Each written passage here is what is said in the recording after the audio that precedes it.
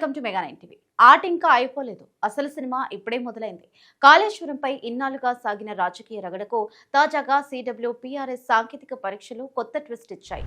అన్నారం సుందిళ్ల బ్యారేజ్ల క్వాలిటీపై పెద్దగా లోపాలు లేవని, మేటిగడ్డలోనూ 7వ బ్లాక్ మినహా ఇతర బ్లాకుల్లో గణనీయమైన లోపాలు గుర్తించలేదని అధికార వర్గాల సమాచారం. దీంతో కేసీఆర్, బీఆర్ఎస్ పై కాంగ్రెస్ చేసిన ఆరోపణలపై మరోసారి పొలిటికల్ వార్ స్టార్ట్ అయింది.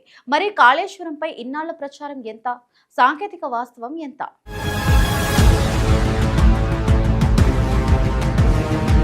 తెలంగాణ జీవాధార ప్రాజెక్టు కాళేశ్వరం నిలిచి గెలిచింది.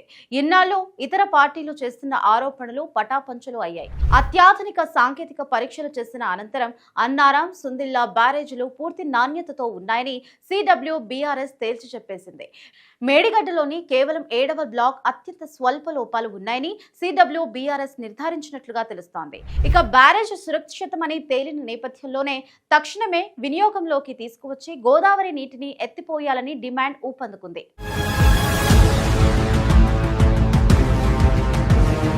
తెలంగాణ జీవాధారగా చెప్పుకునే కాళేశ్వరం ప్రాజెక్టులోని మేడిగడ్డ, అన్నారం, సుందిళ్ల బ్యారేజ్లపై NDSA గైడ్ లైన్స్ మేరకు పూణేకు చెందిన CWPRS నిపుణులు విస్తృత పరీక్షలు నిర్వహించారు. GPR స్కానింగ్, డ్రోన్ సర్వేలో, బోర్ హోల్స్, జియోటెక్నికల్, జియోఫిజిలెన్స్ టెస్టులతో పాటు కాంక్రీట్ కోర్ శాంపిల్స్ ను సైతం సేకరించి ల్యాబ్ లో పరీక్షించారు.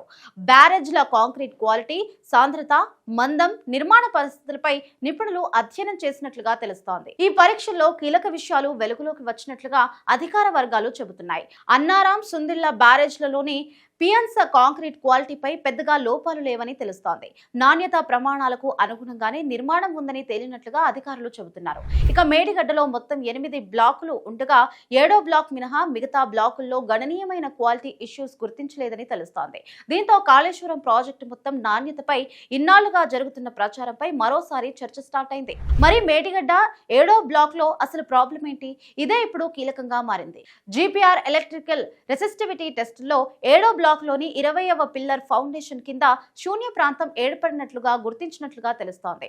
దాదాపు 1000 క్యూబిక్ మీటర్ల మేర ఖాళీ ఏర్పడినట్లుగా గత పరిశీలనలో గుర్తించారని అధికారులు చెబుతున్నారు. సీకెండ్ పైప్స్ వద్ద నీటి ప్రవాహం కొనసాగడం వల్ల భూగర్భంలోని మట్టి కొట్టుకుపోయి ఫౌండేషన్ కింద ఖాళీ ఏర్పడిందని, దాని ప్రభావంతోనే పిల్లర్ కుంగుబాటుకు గురైందని ఇంజనీరింగ్ వర్గాలు చెబుతున్నాయి.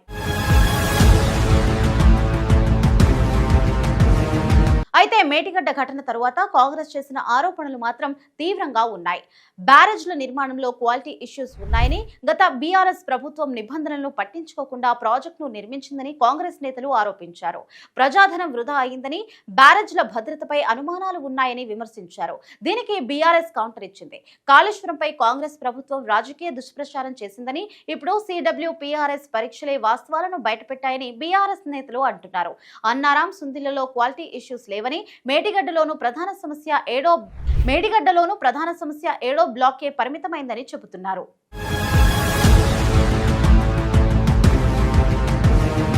ఇక కాళేశ్వరాన్ని వెంటనే వినియోగంలోకి తీసుకురావాలన్న డిమాండ్ ఊపందుకుంటోంది. అన్నారం, సుందిళ్ల బ్యారేజ్లను అందుబాటులోకి తీసుకురావడంతో పాటు మేడిగడ్డ 7వ బ్లాక్లోని సమస్యలను నిపుణుల సూచనల మేరకు రిపేర్ చేసి గోదావరి జలాలను ఎత్తిపోసి రైతులకు సాగునీరు, ప్రజలకు త్రాగునీరు అందించాలని బీఆర్ఎస్ డిమాండ్ చేస్తోంది. అయితే బ్యారేజ్లను పూర్తి స్థాయిలో వినియోగంలోకి తీసుకురావడంపై CWPRS, NDSA సూచనలు, పూర్తి అధికారిక నివేదికలోని సాంకేతిక అంశాలే కీలకం. కాళేశ్వరంపై ఆరోపణలు ఒకవైపు, సాంకేతిక నివేదికలు మరోవైపు. ఇన్నాళ్ల రాజకీయ రగడకు ఫుల్ స్టాప్ పడబోతోందా? కాళేశ్వరం మళ్లీ గోదావరి జలాలతో కళకళలాడబోతోందా? ఇప్పుడు అందరి చూపు పూర్తి అధికారిక నివేదికపైనే.